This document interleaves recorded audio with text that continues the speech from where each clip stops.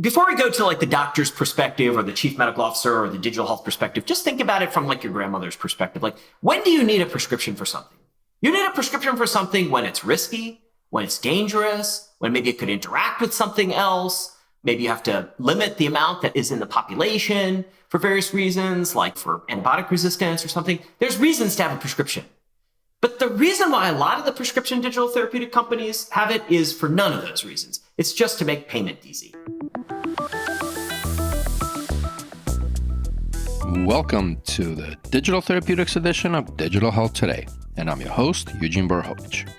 I thoroughly enjoy bringing you discussions with incredible industry leaders in every episode, and it would mean a lot to me if you could rate the podcast in your favorite player and hit that bell to be notified of future episodes. In the previous episode, I spoke with Alberto Spifico, Global Head of Digital Health and Innovation Strategy at Healthware Group. In their own words, Healthware combines advisory agency services and technology capabilities to improve health outcomes while delivering transformational business results. Today, I speak with Amar Manejwala, Chief Medical Officer at DarioHealth. In their own words, DarioHealth makes it easy for people to care for their health with continuous and connected support that anticipates needs, understands motivation, and simplifies behavior change to put better health and outcomes in everyone's reach. But before we dive in, the team at DarioHealth reached out to have Omar on as a guest. And while I have been following the company for a while, I never considered Dario as a digital therapeutic. As there's a lot of questions in the industry about sustainability of standalone PDTs, and my own question on Season 1 about DTX versus Disease Management 2.0, I decided to get to know Omar and Dario a bit deeper. I hope you enjoy my conversation with Omar. Omar, welcome to the DTX podcast. I've actually been watching DarioHealth from, I'm going to age myself a bit, and I think I still had some hair at the time. So great to have you on this podcast. And for all our listeners, would love for you to give us a little bit of your own background. And don't forget about one interesting small fact about yourself, or a big fact. First, I want to say that I've really been enjoying the podcast. It's really great to be with you here today. Thank you. I'm a psychiatrist by background. So I spent a lot of my career working in every imaginable psychiatric setting, then migrated towards working in digital health. And today I'm the Chief Medical Officer, as you mentioned, of DarioHealth. I'm interested in behavior change and how we can drive changes in habits at scale for populations using technology to drive improvements in clinical and financial outcomes. I think we all know that the whole beast of healthcare is getting more expensive and in many ways less efficient, and technology does offer an opportunity to do that if it's done in the right way. And an interesting fact about me. So I started at Dario the week that the pandemic hit. In other words, the week of the national shutdown was my first week.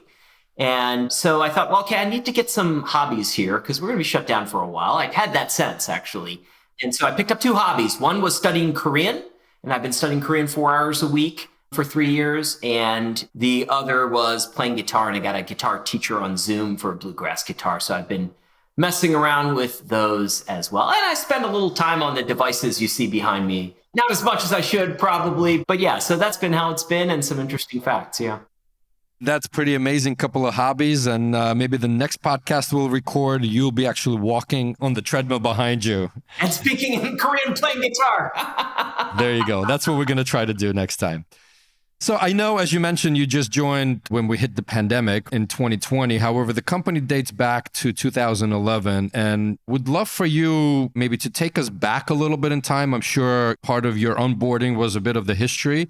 Why was the company even formed? So maybe a little bit of the founding story, but also interestingly, I mean, you guys have been in operation now about 12 years. Any sort of major pivots along the way that you've discussed with the founders? So Erez Raphael, who's our CEO now, was not the founder, but actually worked in product. And then because of the type of person he is and his brilliance, was ultimately became CEO. That itself is a story way too long for the podcast, but I did interview him when I arrived and really grilled him on the history of the company. And really the company was founded ultimately with the idea of how can we give access to behavior change to as many people as possible. And the company started in direct-to-consumer and started in diabetes. But even at that point, it was very clear that that was not the end game. The idea was to learn as much as quickly as possible, develop something that people love, which is only possible in consumerized solutions. Nobody loves using their health plan portal. Nobody wakes up and thinks, okay, wait, when can I log in? And you're never going to get great reviews for something like that, for your hospital or something like that, for your med record. But it's definitely not addictive. Exactly. But with these kinds of solutions, you can. So that was the idea. Learn as much as possible. So really developed a extraordinary direct-to-consumer diabetes platform that combined an app, which people love. I think it's got like 20,000 reviews in the Apple App Store, 4.9 out of 5 stars. So people love it. Some novel device, like this is the glucometer I'm holding up here. Dario is not a device company, but they developed this because people who had diabetes didn't have a simple device to use that didn't have to be plugged in and could be taken everywhere, and it converts the phone into a glucometer. So that was the idea. And ultimately then coaching. The idea is, you do need a human component here. It's just not technology. And, I love ChatGPT as much as the next guy. And sure, I'll use it to write a song in Spanish or something. But ultimately, it's not at the stage where we can really ditch the personal relationship and the connection. But we can use the technology to scale those relationships, just as you're doing with your company. So that kind of was the thinking. And then I joined. Well, before me, Rick Anderson joined, and really with the mandate of expanding this to B2B2C. And then I came in also with the mandate of supporting that expansion and expanding the clinical conditions. So we built a pre-diabetes program. We built a hypertension program. We then did some strategic acquisitions. We acquired a behavioral health company and integrated their solutions. We acquired musculoskeletal, 2 companies, and integrated. The idea here was, what conditions are driven by behaviors, occur very commonly, are very expensive and painful, and overlap with each other. And that's how we got to these. And that's where we are today with over 250,000 members on platform. We announced we were going to sign 100 B2B2C contracts. We did that last year. Major strategic partnerships, which we've announced. The macro environment is tough right now. It is. But for Dario, things are really looking good. Let's actually touch on that, because I don't know how many people that listen to this podcast or stumble on this know that Dario, I would say, was one of the first digital health companies that actually went public. It's always tough to be in kind of the eye of the shareholders with full transparency. Curious how the executive team is looking, especially given the market dynamics now at this. I think in some ways a psychiatrist is the wrong person to ask, but I will tell you this. We're in a good spot. We've got good runway. We've got great talent in place. And the nice thing about these kinds of moments here, a lot of times we get customers who have been burned by companies that are venture-backed that either just fold overnight. In fact, we had one situation where we got in because the venture-backed vendor they were using just disappeared. And so people like stability. People like the ability that, it's open kimono. You can go look at our financials. You know where we stand. You want to partner for the long haul? Take a look at where we are and know that. And some folks are concerned hypothetically by the idea of, well, you have to disclose so much in your financials, so do you lose competitive advantage? But our competitive advantage is not determined by sentences in a 10K. It's determined by our capabilities, which we've developed robustly. And how long does it take to develop 10 years of consumerized user experience? Well, it takes 10 years. So the new entrants can't do that. And that's a source of advantage as well. I think that in a lot of ways, it's possible to say that maybe Dario went public too early. I think some people might say that. I'm not expert in such areas. But what I can tell you is that today it inspires a lot of confidence when we go to customers around, hey, you can see where we are, where we stand. We're not going anywhere. We're very well capitalized and we're a good spot here. So I think that's an advantage. I have to say, as you kind of CYA'd yourself a little bit, talking about this as a psychiatrist, you did pretty well. So kudos on that. Let's jump to maybe more exciting topics for you. I would say you guys are not a typical digital therapeutics company as defined by the DTA. Yes, there's software interventions, but there's human around it. And on the season 1 of this podcast, I used to ask the question, and I think I'm going to start resurrecting it as we go forward. Is it digital therapeutics standalone versus disease management 2.0, as I would sort of frame Dario in there? How do you look at the two together, separately, standalone? What are your thoughts on this? At times, we've been very attracted to the DTX label because I think we contain digital therapeutics in our product for sure.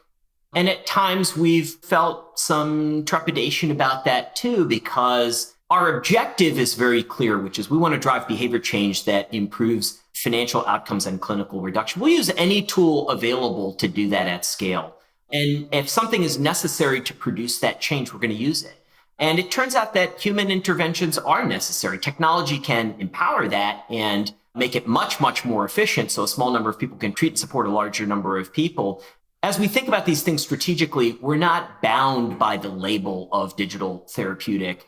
We love what they're doing. We're actively involved in DTX, but we also understand that both for competitive differentiation, but also just for efficacy, we've got to combine a lot of things to produce outcomes. We've got to use contracting mechanisms. We've got to use outreach technologies that are sometimes analog along with digital. We've got to use human beings sometimes. So we combine the best of these things to drive outcomes, less so than being, say, bound by a particular definition. I mean, we're not a Pear or a Kili or something like this. We're not a Woebot. We're not a purely tech-driven. And, there may be a place for such things, I think, but our objective is to drive the change that our customers need in an efficient way and to bring the tools to bear to do that, but to do so that can be done at scale. So I think the term digital therapeutic has served us well, and we continue to use it at times, but you're right, we are more than that. We're going to take a quick break and be right back with Omar Manejwala, Chief Medical Officer at DarioHealth. You actually mentioned Pear Therapeutics. Obviously, just recently, we've seen the press release, the announcement, we've seen the Chapter 11 filing since then. As a medical doctor, your thoughts on the future of a prescription digital therapeutic as a standalone? Even before I joined, I was asked often about my opinion on prescription digital therapeutics, and I was not excited by this. I had interacted with many of the folks at some of the companies that you mentioned, many hours of conversations over the years. And we've often been asked, why didn't you guys take that kind of bet and take that approach? And I've been very strongly against Dario taking that angle. I'm not saying there isn't a place in the world for it. Just think about it. Before we go to like the doctor's perspective or the chief medical officer or the digital health perspective, just think about it from like your grandmother's perspective. Like, when do you need a prescription for something? You need a prescription for something when it's risky, when it's dangerous, when maybe it could interact with something else. Maybe you have to limit the amount that is in the population for various reasons, like for antibiotic resistance or something. There's reasons to have a prescription. But the reason why a lot of the prescription digital therapeutic companies have it is for none of those reasons. It's just to make payment easy. And they made a bet that this would make payment easy. And then when it didn't make payment easy, they got upset and they started to blame various players within the ecosystem. But these players are known quantities. The health plan wants to save money. So if you can't prove your value proposition to them, you can't blame them. I mean, you blame your business model. So I think there might be a place for these things going forward. And I'm glad that there's a broad array, rising tide hopefully will float all boats. But just from a pure, pass the grandmother test, it didn't work for me. And then the other thing is that digital therapeutics, the biggest challenge is engagement. Everybody knows that. How do you get people to use anything? Now, first of all, if you're not consumer-based, no one's going to use it. No one's going to use it unless it's really awesome to use and easy to use and very consumerized. But how many people do you have to convince before a human being gets help from this tool? And in the case of a prescription digital therapeutic, you've got to convince the person and you have to explain to them, hey, okay, it's weird, it's a prescription, but it's actually an app. And well, how is it different from my others? Okay, well, you've eaten up 10 minutes of my time now. Then you got to convince the doctor that this is worth prescribing. I sound like a negative Ninny, and I'm not. I think there's a place. But with doctors burned out, you want them to do more now? Why don't we introduce digital therapeutics that help doctors do less? Don't ask me to figure out how to prescribe this, go and prescribe it, spend extra time in the record. No. Instead, why not just deploy tools to people that help them and make it easy for me, the doctor, to see the data and to make decisions based on it? Instead of solving the multiple problems, it created additional problems through a trick that was designed to make payment flow faster that backfired, and then the players were blaming the other players. I think it's very sad. I mean, I'm being a little glib about it, but it's sad the number of people that have lost their jobs, and it's sad that this shutdown is occurring, and it's sad about the investments lost. And I also think it was an important chapter because it was an experiment that needed to be tested, and it's not over. Someone will get this right. But at the end of the day, do I really believe that the chronic condition problems of the world are going to be solved by prescription digital therapeutics, call me still skeptical on it. It's interesting, and I think we'll get to that a little bit later, but your coach's logo is a Hito, which is a person, and our comment is that self-paced tools and digital therapies are here. They're here to stay. They will evolve, but you always need a human to lean on, hence our logo. Nice. I like that. Let's get into a little bit more of Dario's business. As many, Dario has started, as you alluded to, diabetes. You kind of went through a little bit of the roadmap, how you guys evolved. Let's dive a little bit deeper into the trigger point in that crowded space of diabetes, and especially in your twist into B2B. And then if you can allude to anything in the pipeline, I know you guys are publicly held companies, so I'm sure there's some restriction to that, but would love to hear what you can. So you think about diabetes as crowded. Why go into diabetes? Well, first of all, when we looked in diabetes, there wasn't a lot in the direct to consumer. So there's a lot of solutions out there that were designed to change employer behavior, but not the solutions that were really good at changing people's behavior and helping people. And since engagement is the primary problem in digital health, you might be able to convince X Fortune 1000 company or Fortune 100, even Fortune 10 to sign up with you. But if you can't convince those employees and their family members to use it because it's actually helping them, because we're consumerized, that means that we understand that what matters to people is often far more important than what's the matter with people. And so taking that kind of lens is really important. And that's why we started diabetes, because it's so behaviorally tied. And there was such an absence. As I mentioned, we're not a device company, but if you just looked at the ecosystem, you saw a lot of these devices that were large and had big cases, separate lancing mechanisms, separate strips, and you got to plug it in, Bluetooth connectivity. Am I really going to use it? What if I need it at work? What if I need it in the bathroom at the, Applebee's or whatever? I can't, it's not small. It's not next to the thing that I always have, which is my phone. So we knew we had to do that, and we knew that we needed something that people love to use, which there wasn't. I mean, you can open your app store, look at the apps, and people generally don't like using these things. So we knew we had to win there, but also that was a starting place. And then, as I mentioned, going after conditions where if you change 50 or 100 things that a person does, you get a big impact on ER visits, inpatient stays, HEDIS metrics for down the road, and cost of care and quality metrics. And so we knew we had to go after those kinds of conditions. So then high blood pressure was naturally next, since half the people with diabetes also have high blood pressure, and prediabetes, since it's a continuum. And that was natural. And then what really overlaps in is behavior? Well, behavioral health. I mean, there's such a large prevalence of depression, anxiety, and stress, a lot of overlap there. So that made sense.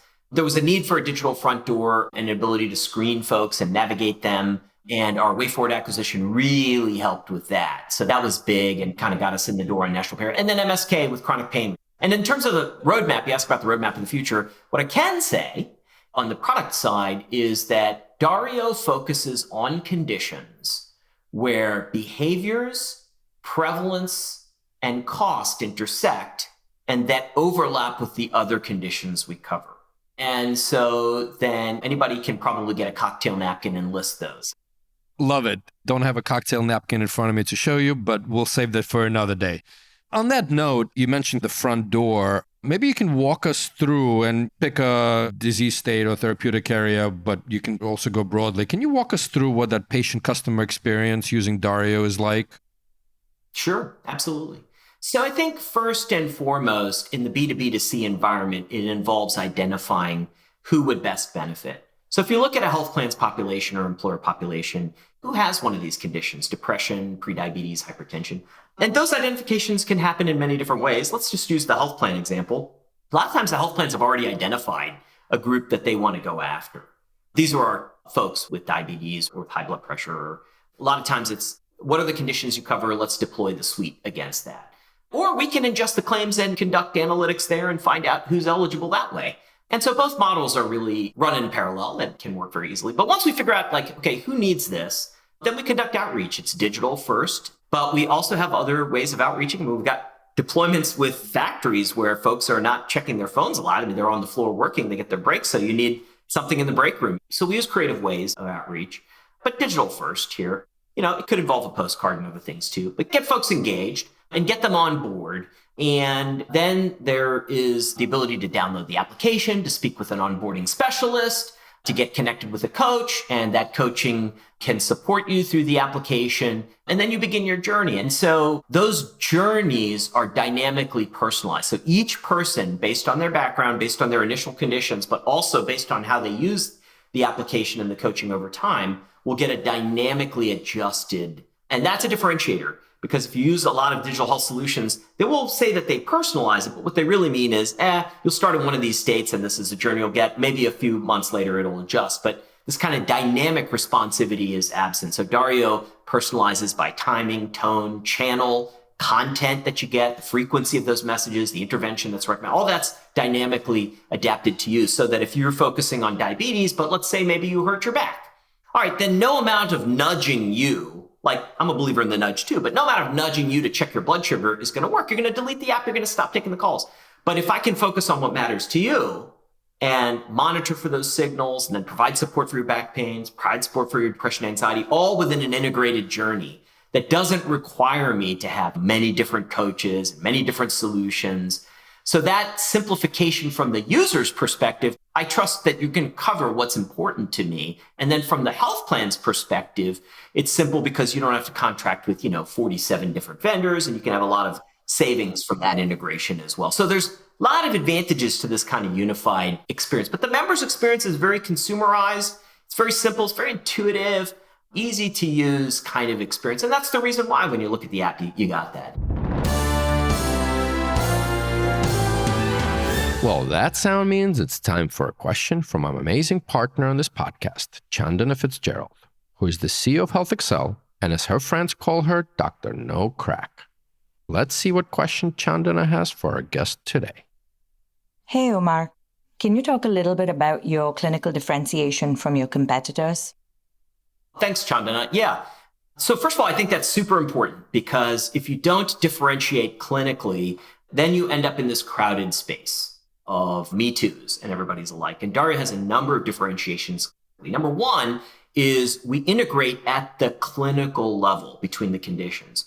I'll give an example. If you have diabetes and you use a diabetes solution, then you'll get a recommendation for diabetes meals and how to eat. With Dario, if you happen to be away from home, we use the GPS and we give you suggestions on how to eat out. But if you have hypertension too, you get suggestions on how to eat out if you have diabetes and hypertension, which is different. And so getting that clinical integration, multi-condition clinical integration, is super important. And then the other differentiator is just around the evidence itself. I mean, the proof points. And it's really important to generate a broad array of evidence across several different conditions. And as usual, I'm going to hop in here. So let's actually follow Chandana's question and dive maybe just one level below. I noticed on the website, there's quite a lot of clinical studies and everything that you guys are referencing. So just touch on that quickly, but one level below. Multiple studies that are multi-year long. So we've got 2-year outcome studies, which is really important. A lot of digital health companies are going to market with 3-month, 6-month outcomes. Well, if you're in a health plan, you don't stick around for 3 months or 6 months. So you need the time horizon to match. So long-term studies, large studies, multi-condition studies. So what happens when you have multiple conditions? Dario's got clinical outcomes there, variety of approaches to studies with retrospective. And then also, and this is unique in the space, partnered with Sanofi. Now they took our data and they are studying us and they are going to publish outcomes. We don't have control over that. So that's a risky thing to do. But at the same time, it creates a level of validation, especially in real world evidence, because when you look at a lot of these digital health companies, they publish their own research. That's great. But if that's all there is, what can I trust? Whereas if a company were to just simply give its data, tokenized, anonymized data to another company and say, study this, figure out how this matches up with lab data and claims data and publish the outcomes, and we're at your mercy, third party. And that's going to leapfrog competition in terms of evidence. So we got a lot of studies, range of studies, multiple conditions, long-term, very large studies, multiple study designs. And now, I think for the first time, independent, audited, sort of peer-reviewed research outside of Dario's solution is going to be a game changer. I usually jump into different channels, but I think based on what we talked about, you guys started as direct to consumer, moved to B2B, health plans, large employers. You just alluded to the Sanofi relationship. Can you maybe expand a little bit more? How did that even come about? How did it form? And aside from that, let's call it independent study of the data, what are some other parameters around that relationship? Pharma has tried to marry digital health several times. We know there's failures. There was the original pair failure and other failures as well. Even Sanofi had partnerships that didn't work out. So part of that was knowing what you're looking for and what the use case is. And I'll say the least interesting partnership between pharma and digital health is let's pair a pill with your app. Now, I'm not saying that doesn't have value, but that is absolutely the least interesting case. I mean, pharma has massive infrastructure around research, massive commercialization capabilities, all sorts of incredible technologies and infrastructure. And DTX lacks all of that. And so the real valuable marriages are not product marriages, they're strategic relationships. And so Sanofi was looking for expanding beyond the doctor's visit, extending that reach further. Their mission is to chase the miracles of science that make healing possible. And so we saw digital health as one such miracle. And I think that they did too, not to speak for them, but I think that there was this view of okay, let's partner in a variety of ways. So the partnership actually had 4 different components. And one of those, as we mentioned, was the research. Another was the commercialization capability. I mean, they've got a deep commercialization workforce. They've got all these relationships in place. So that's true too. There's also co-development of product where Sanofi and Dario are working together to build solutions. That's going really well too. And then we also have the investment capabilities where Sanofi has the ability to invest in Dario. So these are deep strategic kinds of relations. That's where the real value is going to be seen. And we're excited about it. That's pretty amazing because to your point, Sanofi and many other pharmaceutical companies have been dancing around digital health. So it's good to see some concrete partnerships scaling in the space. Let's touch on one more key component that's near and dear to my heart and your coach's heart, the leveraging of this amazing workforce that, while non-clinical, is trained in many of actually similar techniques as therapists, right? Motivational interviewing, behavior change techniques, and others. Can you talk a little bit more and what you're seeing on the ground or in the front lines of clinically significant outcomes, but leveraging coaching as part of the health and care team? Dario has published specifically on this area. So we've published on with coaching and without coaching and the differences when you add coaching and what happens to the clinical metrics. We've got a lot of published research on this question. And what we've found is that it has to be personalized. It's not binary.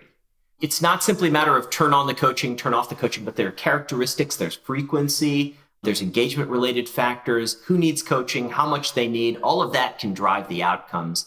And what is the nature of that coaching? And in some ways, coaching is sort of like a knowledgeable health friend, someone who really has your back and can kind of go to bat for you and is there for you and can help with personalized goals in the way that is most useful to you and within your life in a non-disruptive way. Some people don't call me. Do not call me. Text me. Don't text me. Just give me a message in the app. Let me have full control over this. A lot of times, if someone's not responding or doing, and I alluded to this earlier, if someone's not doing something well, a lot of times the digital health company, if you're a hammer, everything looks like a nail. So you just increase your frequency and then you annoy people. What you really have to do is broaden and understand, how can I drive value for this person? And it really is a team because we have our coaches and then we have our expert coaches like dietitians and pharmacists and stuff like that. So we come together as a team, we wrap around, provide the level of support that's the right level of support. Sometimes that means reducing the amount of intervention. Sometimes it means increasing. Timing is really important. Channel is important. But these things really work together to drive outcomes. Now, of course, we all know we want to do this at scale. We want to do this inexpensively. We want to do this in a way that serves as many people as possible. But we also need efficacy. And the sweet spot of those things involves personalization. And we've got a few digital health companies in the space that are really hammering hard on the coaching alone for this. And I think it's really the combination and the smart integration of these items that's going to drive sustainable, efficient outcomes across conditions. Music to our ears, as I said. As we're nearing the end here, Dario has been around the block now, probably one of the older digital health companies. And I know while you just entered a couple of years back, would love for you to give maybe a little bit of an advice to some entrepreneurs that are entering the space. Sure. I've been involved in some incubators. I regularly teach at one and talk to a lot of entrepreneurs as well. And to be an entrepreneur, you need a certain amount of resilience, a certain amount of arrogance, if you will. But I think that you've got to couple that with the ability to learn from the existing ecosystem. I think a lot of entrepreneurs that I meet are not willing to look clearly at what's already been done, or they poo-poo it or dismiss it too quickly. If you want to get a quick path to value, it really involves a much deeper and non-defensive analysis of the ecosystem. Rather than trying to prove how you're different, seek to understand deeply what's already been done so that your competitive maps are real rather than you up here in the quadrant and everybody else is somewhere else. That is a bad sign. I want a nuanced, deep understanding of the ecosystem, how you're different, and what you're going to do if it turns out you're not. Love it. So we started with you and actually would love to end this episode with you. What makes you get up in the morning outside of the treadmill or the Peloton behind you?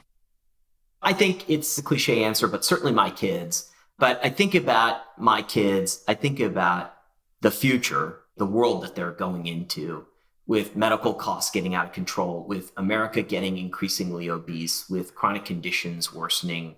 It's not a sustainable path. And my passion is let's find a way to break that and bend that. People have been talking about it for a long time. Doctors have been wanting to change behavior forever. But now we've got a tool in your pocket that maybe can help do that. It's a team effort. I think the rising tide is going to float all the boats. We do need to quickly understand that prescription digital therapeutics are not the only way. That was one experiment that I'm not terribly excited about, but that there's a broad array of digital health that can really drive outcomes. And let's work together to make that happen. I know we're doing it at Dario, and you guys are too. Omar, thank you very much for your time. My pleasure. Great to be here. Thanks for tuning into the Digital Therapeutics edition of Digital Health Today, a production of Mission-Based Media. Be sure to subscribe to this podcast on your favorite podcast player so you're automatically notified each time I speak with one of these amazing leaders and trailblazers who are forging the path for digital therapeutics. If you'd like to learn more about Your Coach Health or Health Excel, you can find the links to this and more in the show notes for this episode. I'm Eugene Borochovich, and catch you next time.